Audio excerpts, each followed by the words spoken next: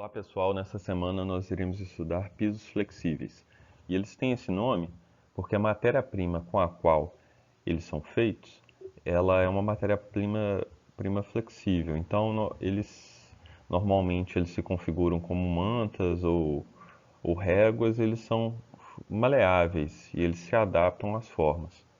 Nós temos quatro tipos principais de pisos flexíveis, que são os pisos vinílicos, o linóleo, a borracha e o nylon. O nylon está entre aspas, que vocês vão ver mais à frente, que a principal matéria-prima dos pisos de nylon, na verdade, não é nylon, é acrílico, mas eles são conhecidos como pisos de nylon. A matéria-prima principal do piso vinílico é policloreto de vinila, mais conhecido como PVC. Já o linóleo, ele é um piso que usa mais matérias-primas naturais. Então, essa florzinha azul aí é linhaça, então ele usa óleo de linhaça, calcário, algumas resinas naturais, pigmento, cortiça, tudo isso sob uma malha de juta, que é um vegetal. E os pisos de borracha, a gente tem vários polímeros diferentes, mas são polímeros elastoméricos com cargas minerais, como por exemplo látex. Esses pisos, eles podem vir em diferentes formatos, né? Piso vinílico, ele pode vir em manta, carpete, régua, placa, linóleo. Manta, carpete, placas. E o piso de borracha, ele vem em mantas e placas. Isso é basicamente uma diferença no formato do piso, apenas. É o mesmo material.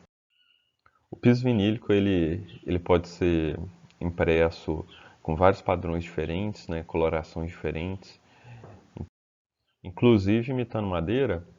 E um detalhe muito interessante que eles conseguem até fazer altos e baixos relevos na placa, que dá muita sensação dos veios da madeira, então fica bem parecido com madeira natural.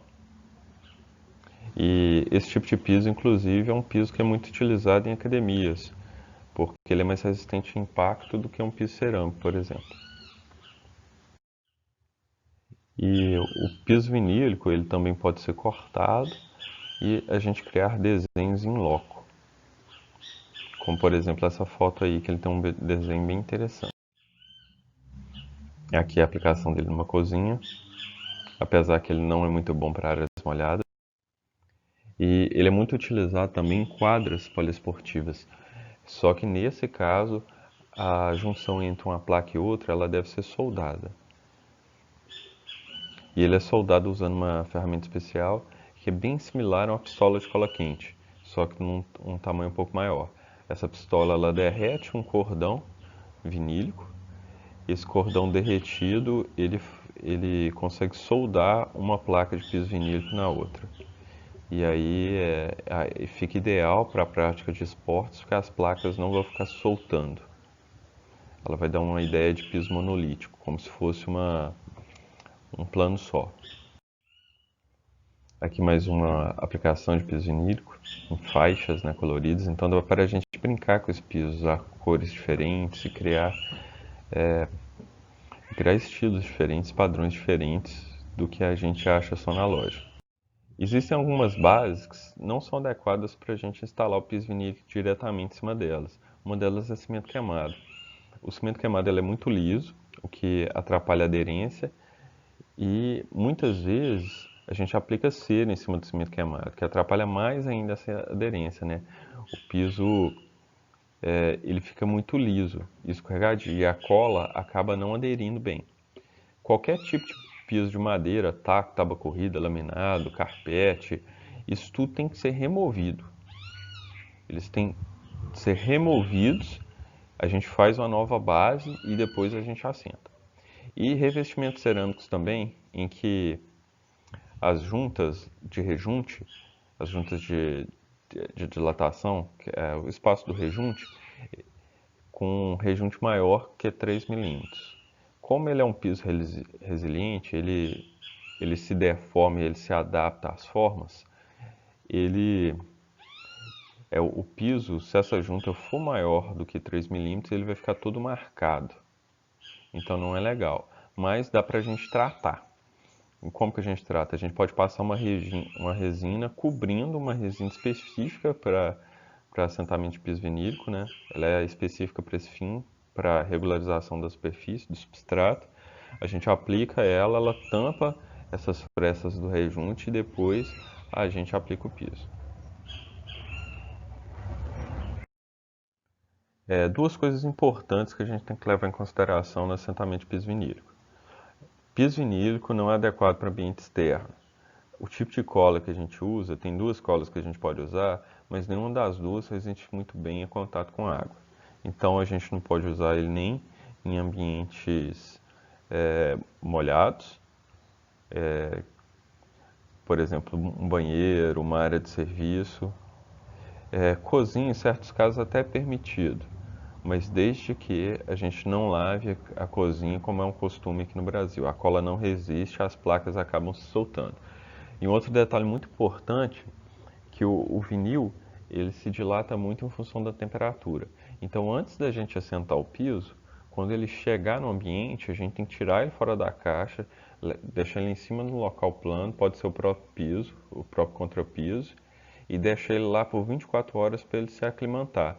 Ele vai equilibrar a temperatura dele com a temperatura do ambiente e com isso a dilatação dele.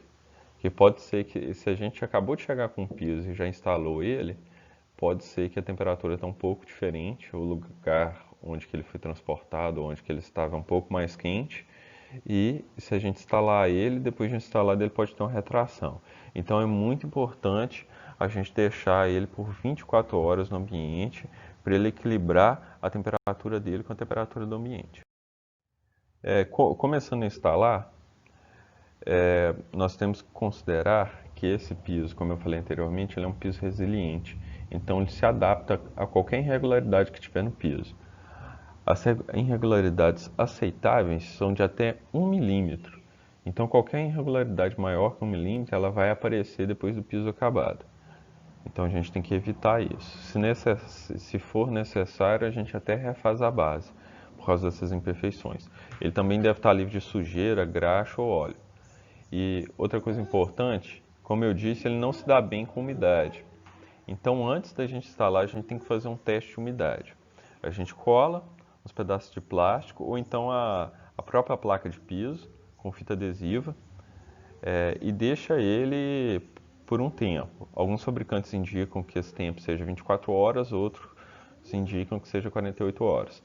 E depois de passar desse tempo, a gente puxa e vê se teve umidade embaixo dessa placa. Caso teve, a gente tem que corrigir isso, fazer o contrapiso usando um impermeabilizante rígido, por exemplo. E depois a gente começa com o encaixe colagem. A gente pode usar duas colas diferentes para assentar piso vinílico. A primeira é um adesivo específico para piso vinílico e a outra é cola de contato. O adesivo específico para piso vinílico, a gente passa ele somente na superfície, só no substrato. E a cola de contato, a gente passa tanto no substrato quanto no verso da placa. E a gente tem que esperar 15 minutos e só depois a gente coloca as duas superfícies em contato. E um detalhe interessante também é que os fabricantes indicam que o assentamento deve ser feito de um centro geométrico do ambiente para a periferia. Então a gente começa do centro e vai para a periferia. De maneira parecida com o que foi mostrado nessa imagem. Então a gente marca, mesmo que o ambiente não tenha uma forma retangular, a gente tenta traçar ali o centro geométrico dele e faz o assentamento a partir desse centro. Isso é interessante principalmente se a gente optou por não usar um rodapé e só dobrar o piso nos cantos fazendo um rodapé com o próprio piso. Então isso é bem interessante que se faça. Se a gente for usar um rodapé não faz tanta diferença. E como que a gente consegue fazer o rodapé com esse mesmo piso? A gente pode usar um soprador térmico para conseguir fazer uma curva de 90 graus. O piso vinílico, como eu já comentei anteriormente, ele também pode ser soldado. Então a gente pode criar uma ligação entre uma placa e outra usando uma pistola específica para piso vinílico, que ela derrete. É parecido com o funcionamento da pistola de cola quente, ela derrete na ponta dela o piso vinílico, a gente consegue criar uma ligação física entre uma placa e outra. O piso de linóleo, ele já é um piso que devido à matéria-prima que ele utiliza, ele é mais suave ao toque. E ele é um piso que não é escorregadio. Então ele é muito utilizado para revestir palcos ou área de apresentação e para danças como o balé, por exemplo. Ele também, a gente tem ele com várias cores diferentes, mas ele sempre a gente consegue uma superfície que tem um ar de ser uma coisa um pouco mais rústica, assim comparado ao piso vinílico. E ele é um piso que consegue respirar mais. E a gente consegue brincar com o linóleo também. Fazer várias composições, ele é bem mais fácil de cortar que o piso vinílico, né? O piso vinílico a gente tem que cortar ele com estilete, o linóleo a gente consegue cortar ele com tesoura. Então a gente tem mais liberdade de criação. Como por exemplo nesse caso aí, é uma escola ó, e a gente tem várias placas coloridas diferentes de linóleo colocadas de forma aleatória, criando um movimento e um ritmo bem interessante para o corredor dessa escola.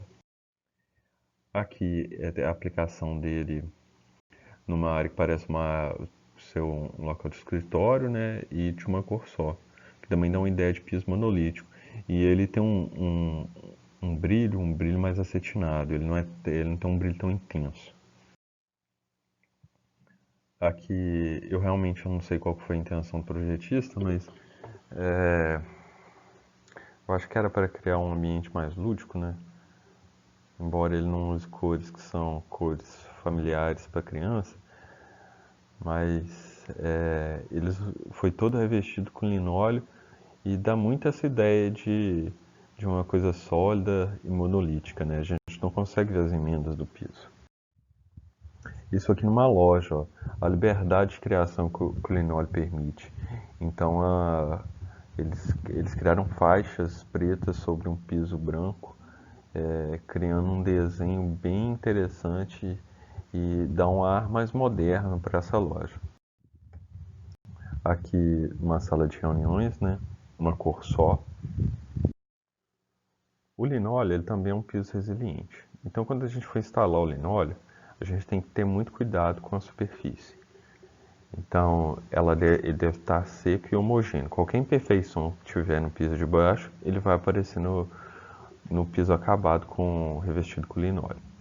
E a primeira coisa que a gente faz é um projeto. Então a gente faz um desenho e depois a gente corta as peças. A gente desenha em cima das peças, faz os cortes montando esse desenho. Caso a gente for tirar proveito dessa grande vantagem do linóleo, que é essa maior liberdade para criar formas, né? E para colar o linóleo, a gente usa uma cola úmida no substrato e pressiona o linóleo sobre essa camada de cola. Aí a gente remove o excesso de cola e a gente tem um tempo de secagem de 2 dias. Após esse tempo de secagem, a sala ou o ambiente já pode ser utilizado. E ele também pode ser soldado, assim como o piso vinílico. E essa soldagem ela é feita 1 dia após a aplicação da cola. E o equipamento é bem parecido com o do piso vinílico também. E os pisos de borracha? Os pisos de borracha é bem comum da gente ver aqui na nossa região. Principalmente esse padrão moedinha, que é o que está aparecendo na tela, o preto é muito utilizado como piso antiderrapante. Mas existem diversos padrões diferentes que também podem ser utilizados. Esse aqui é uma aplicação comum. Eu vejo muito aplicando esse piso em escadas e até em rampas, fazendo uso dele como piso antiderrapante. Lembrando que esse tipo de piso, ele também é colado com cola de contato, aquela que a gente passa no verso do piso, no substrato, espera 15 minutos e junta uma na outra. E ele não serve para ser instalado em área externa. Eu já vi muitas vezes esse tipo de piso se soltando, pessoas até parafusando esse tipo de piso que estavam usando ele numa escada externa ou então numa rampa com um piso antiderrapante e ele acaba se soltando, mas ele não é feito para isso. Ele realmente, se ele for usado em áreas externas, ele não consegue resistir à umidade, ele acaba se soltando. E nós temos também os pisos de nylon. E como eu comentei no segundo slide, apesar deles terem esse nome piso de nylon, só 20% do piso que de fato é nylon. Ele tem 80% de acrílico mais propileno e os fios são presos numa malha de juta, que é uma fibra natural. Aqui uma aplicação dele, ó, ele tem aparência muito parecida com carpete, né? Só que ele é antialérgico. Dá pra gente fazer combinações também. Apesar que essa aí não ficou tão agradável visualmente, né? Pelo menos sob o meu ponto de vista. Mas a gente consegue fazer combinações, recortar o piso e criar movimento e texturas diferentes. Aqui o piso instalado numa sala de reuniões, né? Também com uma textura diferente. E como que esses pisos são instalados? Ele também é um tipo de revestimento resiliente, né? Então ele se adapta às irregularidades do substrato do contrapiso, que deve estar seco e ele deve ser homogêneo e livre de irregularidades. A gente pode fazer a aplicação de uma argamassa regularizadora usando adesivo e cimento no traço, né, da argamassa. E a gente cola ele com cola PVA. Então a gente espalha a cola no substrato usando uma desempenadeira metálica e depois a gente faz o assentamento das placas, que assim como o piso vinílico deve ser iniciado do centro para a periferia. A gente pode adotar esse procedimento para todos esses pisos flexíveis.